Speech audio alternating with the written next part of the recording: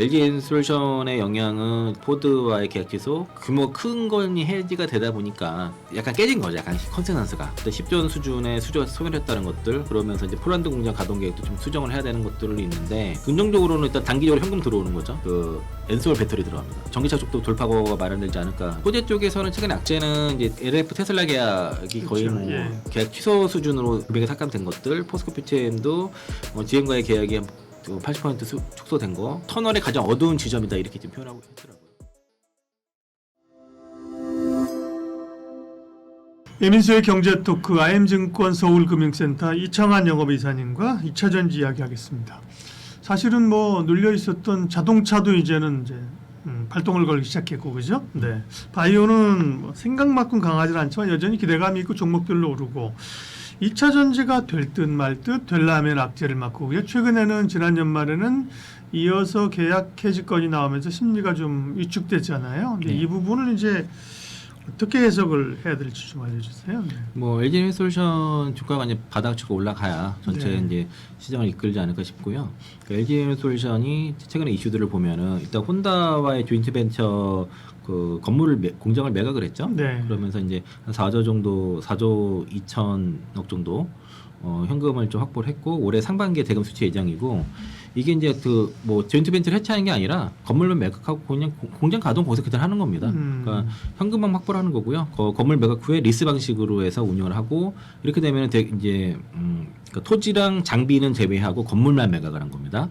그래서 대규모 자금 회수가 되면서 뭐 재무 건전성도 제고가 되고, 그리고 유동성을 좀 확보했다는 네, 거군요. 그렇죠. 이제 네. 단기 투자 부담도 완화가 되고요. 지분 관계 51대 49도 유지가 되는 겁니다. 그러니까 그게 변화가 없어서 양사 협력 기준 변화가 없다라고 핵심이고, 주가의 그 10월달에 이제 2차전 종목도 반등하고, 연말 12월달 잠깐 반등을 하다가 주가 하락의 트리거가 된 게 이제 뭐 포드와의 계약 취소, 그리고 이제 프라이덴베르크와의 그 배터리 사업 철수로 인해서 3조 9천억 해지된 거, 이런 네. 것들인데, 이게 이제 사실 전용 설비 투자는 없어가지고 재무적 손실은 없습니다. 다만 이제 이게 이제 그 규모 큰 건이 해지가 되다 보니까, 기존에는 그러니까 원래 시장의 컨셉은 전기차 쪽은 현상 유지를 하면서, 그러니까 투자자의 기대죠. 현상 유지를 하면서 ESS가 늘어나는 거를, 이제 수주가 늘어나는 거를 그렇게 기대를 했는데, 최근에 뭐 ESS 수주가 좀 나오기도 했었고요.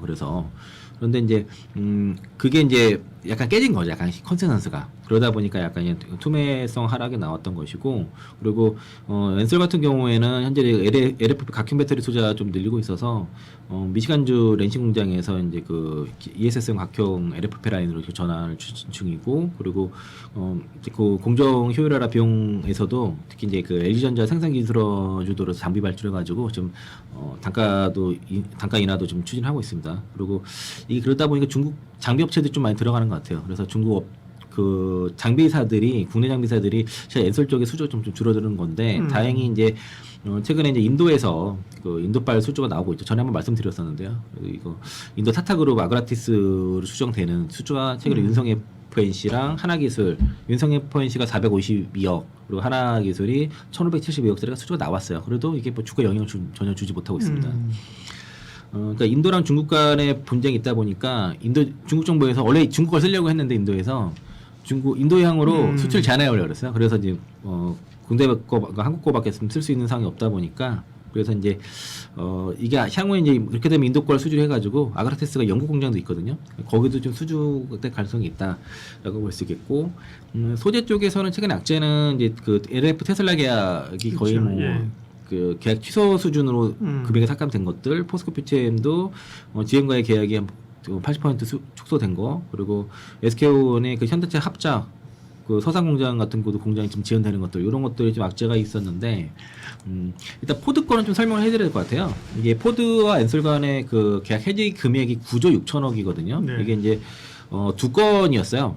했던 게, 그 중에서 한 건, 그 상용차 쪽에서 이제 수주가 해지가 됐는데, 이로 인해서 위약금을 한 2조 정도 받을 거라서 보입니다. 아, 그래요? 네, 그래서 이게 이제 구매 의무 구매 조항이 있어가지고, 그 최소 구매 물량 미달 시에는 보상을 받게 돼 있어가지고, 아마 해지 물량 고려하면 한 2조 정도, 한 15억 달러 정도 받지 않을까 예상을 하고 있고요.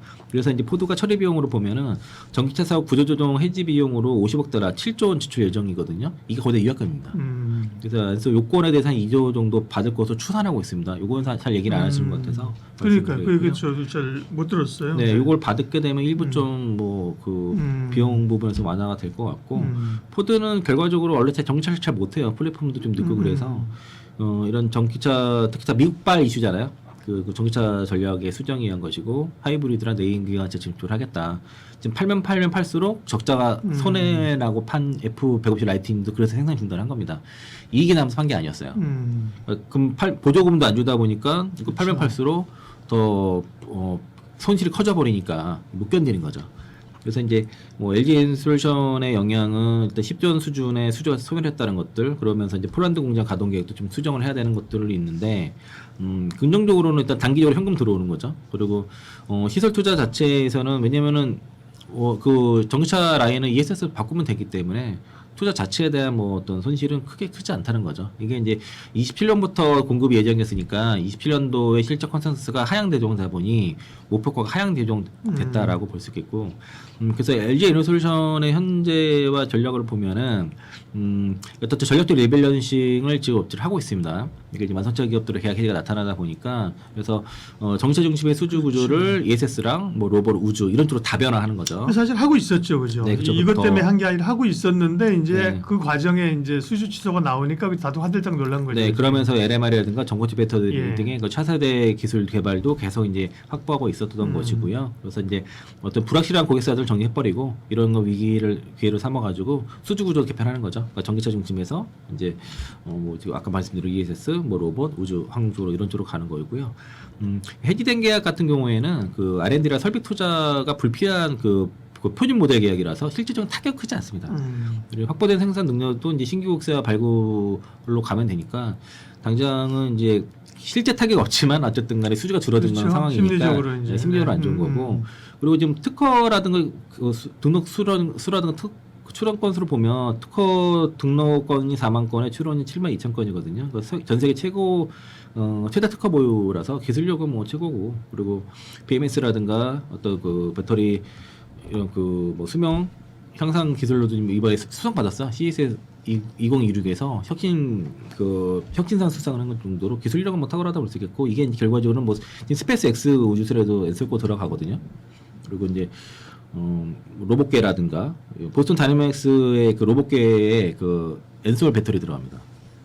그런 식으로 들어갈 거예요. 그래서 향후에 이제 그러니까 특히 이제 뭐 로보택시라든가 이런 쪽이 성장이 크게 된다고 하면은 뭐 배터리 산업이 좀 돌파구로 전기차 쪽도 돌파구가 마련되지 않을까, 그렇게 애널리스트도 그렇게 기대를 하는 것 같고, 현재는 어쨌든 간에 EV 라인을 LFP로 전환하면서 여기가 이제 그 돌파구가 이제 ESS가 되는 거고요. 성장률이 뭐 ESS는 뭐 20-30%는 보고 있다 보니까 성장률도 높고 이익률도 뭐 20% 30% 이렇게 보다 보니까 이게 매출로는 1대1 대치가 안 되더라도 영업이익 기준으로는 어느 정도 상당히 커버가 된다는 거죠. 그래서 일단은 4분기 이제 내일 시적 발표네요. 생각해 보니까 LG 엔솔 시적 1월 8일이네요. 지금 쇼크 얘기가 좀 있습니다. 그래서 이제 투자 심리가 좀 안 좋은데 아마 그 발표가 나면 어느 정도 저점 잡지 않겠냐라는 그렇게 좀 보고 있고, 그리고 아까 좀 말씀드렸지만 차세대 배터리 쪽에서 개발을 좀 가장 좀 수월하게 하고 있다라고 볼 수 있겠고요. 그래서 이제 이번 주 초에 그래서 이제 하나증권에서는 매주 이제 2000년 위클리를 발표해요. 여기 보면은 터널의 가장 어두운 지점이다 이렇게 좀 표현하고 했더라고요. 그래서 이제 포스코 PCM이라든가 LF 공시 이런 것들은 결과적으로는 어떤 모멘텀 해소는 있었지만은 다 이제 확인됐다 알던 거잖아요. 그러니까 25년도까지 계약건이 있는데 계약건이 이만큼 있는데 매출이 안 나왔잖아요. 그만큼. 그러니까 이제 좀 바인딩 계약이지만 뭔가 좀 그 계약이 다 이루어지지 않고 있다는 건 어느 정도 알고 있었다는 거죠. 그러니까 이런 판가락이라든가 물량 감소는 이미 이제 주가에 상당히 반영된 건 사실이고, 그리고 그러기 때문에 현 시점 기준으로 향후 EPS에 대한 하향 조정 사유는 아니라는 겁니다. 그게 이제 하나증권에서 그렇게 얘기를 한 거고, 그리고 주가 하락의 본질에 대해서는 ESS 섹터의 현실화다 뭐 이렇게 얘기를 하고 있습니다. 그러니까 이제 최근 하락은 전기차보다 ESS 섹터 영향이 더 크다라고 그렇게 보고 있어요. 그리고 이제 급격했던 ESS 성장에 대한 뭐 가격이라든가 AMP 수혜를 현실적으로 재검토하는 시점이고, 그리고 전기차 관련 악재가 어떤 주가 조정에 촉매제로 작용했다 이렇게 해석을 하더라고요. 그래서 하나에서는 뭐라 그래요? 매수 의견이? 그래서 단기 모멘텀은 1월 말까지는 부정적인 가이던스 발표 예정이라서 당분간 반등 동력은 부족하다. 다만 26년, 27년 예상이 고려시 매수 가능 범위에 진입을 했다는 거고요. 특히 이제 예전 자료도 보면은 그 지지난주 쪽 자료 보면은 네, 그 밴드 얘기하실 그때 그죠? 예, 그 엔솔 같은 경우에 27년도 이후부터를 실적을 기준으로 이제 그 밸류에이션 하다 보니까 영업이 3조는 방어하지 않겠냐. 그래서 이제 40배 기준으로 120조에선 상단이고 80조에서는 뭐 하단이다 이렇게 보는 거라서 네. 지금 그 80조 라인에 다시 또 왔거든요. 그래서 이제 1월 말까지는 이제 실적 발표가 나타나다 보니까 이 전기차 관련 부정적인 심리가 극에 달할 거다라고 봐서 1월만 실적 발표 전후에 매수 추천을 하고 있습니다. 하나증권에서는. 그리고 그래서 그러니까 무슨 얘기냐면 더 이상 나올 악재가 없는 시점을 매수 적기로 포착하는 전략이 유효하다라고 그렇게 의견을 줬어요. 네. 지난번에 이제 포드 건 취소 나올 때도 사실은 고민했던 게, 야, 이게 사람들 화들짝 놀라면서 이게 끝인가? 하나 하면 또 괜찮지만 다른 게 또 나올 가능성도 있었던 거거든. 근데 이제 연이어서 나왔고 LNF도 나왔고, 지금도 사실 투자자들은 이게 더 계속 튀어나오는 거 아니야랄까 싶은 건데, 이렇게 섹터 애널리스트 얘기하는 거는 그런 부분은 이제 어느 정도 정리가 좀 됐다는 의미 같네요, 그죠? 네, 그러니까 시장의 약간 충격은 어떻게 포스코 피체미랑 LNF에 대한 충격은 뭐였냐면 이게 바인딩 계약이었단 말이에요. 그러니까 바인딩 계약을 했으면은 더 지켜야 되는 거 아니냐, 그럼 보상금도 받아야 되지 않겠는데 보면 계약을 수정했습니다. 계약 그렇게 되면은 계약 위반이 아니잖아요. 보상금을 못 받는 거예요. 그래서 이제 바인딩 계약의 의미와 효력을 보면은 어쨌든 바인딩 계약이라는 거는 법적 구성력을 갖죠. 이거는 이제 포스코 그 엘솔이 포드한테 돈을 2조 받는 거라 그런 같은 맥락인데, 테이크올 페이 이게 됐느냐가 중요한데, 일단은 지금 그 뭐 삼성 SDI 에코프로비엠은 이 바인딩 계약이 돼 있는 상태고요. 그 라인이 포스코 퓨처엠이랑 솔라 엣지 같은 경우도 그 바인딩 계약을 했다가 솔라 엣지가 그 사업 철수하면서 보상금을 그 281억 보상금을 줬거든요. 근데 문제는 이거 계약 이행일을 저조했다는 겁니다. 포스코 피체엠이 13조 7천억인데 실제는 2조 8천억, 그리고 LNF가 3조 8천억 계약이 973만 원 나왔어요. 그 보면은 그 설명을 기사의 설명을 보면은 원재료 가격 연동제 때문에 이러는 거죠. 프라이스 볼륨 구조라는 거고, 리튬 가격, 그러니까 볼륨 플러스 리튬 니켈 가격에 연동되는 건데, 리튬 가격이 90% 폭락을 해버려가지고 계약금액 자체가 자동으로 축소돼 버린 겁니다. 90% 축소가 돼 버린 거예요. 그러니까 금액 미달에 따른 계약 위반이 안 돼 버린 거죠. 상호 합의도 있었던 거죠. 그러니까 장기 협력이 그렇죠. 필요하다 보니까 그렇죠. 법적 분쟁을 할 수가 없잖아요. 그렇죠. 그리고 이제 그럼 미래의 수주를 받아야 되는데 거기다 대고 보상금 하기가 어려웠던 거죠. 갈라서 하기는 어렵죠. 그래서 상호 합의에 의해서 계약을 수정하고 이월한 거죠. 그리고 또 하나가 이제 그 계약의 유연성이 조항이 있었던 겁니다. 시장 상황에 따라서 물량 조정 범위가 설정이 돼 있었고, 불강력적 사유에 의해서 뭐 정책 변경이라든가 이런 것을 인정을 해준 거예요, 서로 간에. 그 LNF와 테슬라 같은 경우도 4680 배터리의 양산 스케줄이 지연되다 보니까 여기에 대한 기술적 조정이 일어났고, 프로젝트 취소가 아니라 25년 그 3월 달에 LNF가 3조 5천억 신규 계약을 한 게 있거든요. 공시된 게 있습니다. 이게 아마 테슬라인 것 같아요. 그래서 그러니까 23년도에 2년 계획했던 거, 이게 초기 하이니켈 스펙입니다. 그래서 이게 이제 이걸 거의 다 미집행한 거가 뭐냐면은 25년도 3월에 계약을 한 거는 니켈 95% 단결적 양극재였거든요. 이게 이제 자력파의 건식에 최적화된 그런 양극재인데 이걸로 기술이 넘어간 거예요. 그래서 아마도 이제 테슬라와 LF를 버린 게 아니라 테슬라의 배터리 설계가 이제 급변함에 따라서 이제 기존 계약이 쓸모 없어졌다 보니까 쓸 수 없다. 거의 그 샘플 정도만 납품을 한 거고, 구형 계약을 털어내고 지난해 3월달에 3조 5천원 매전 이거 신규 계약으로 이제 집중하는 세대 개조의 과정으로 이렇게 봐야 될 것 같고요.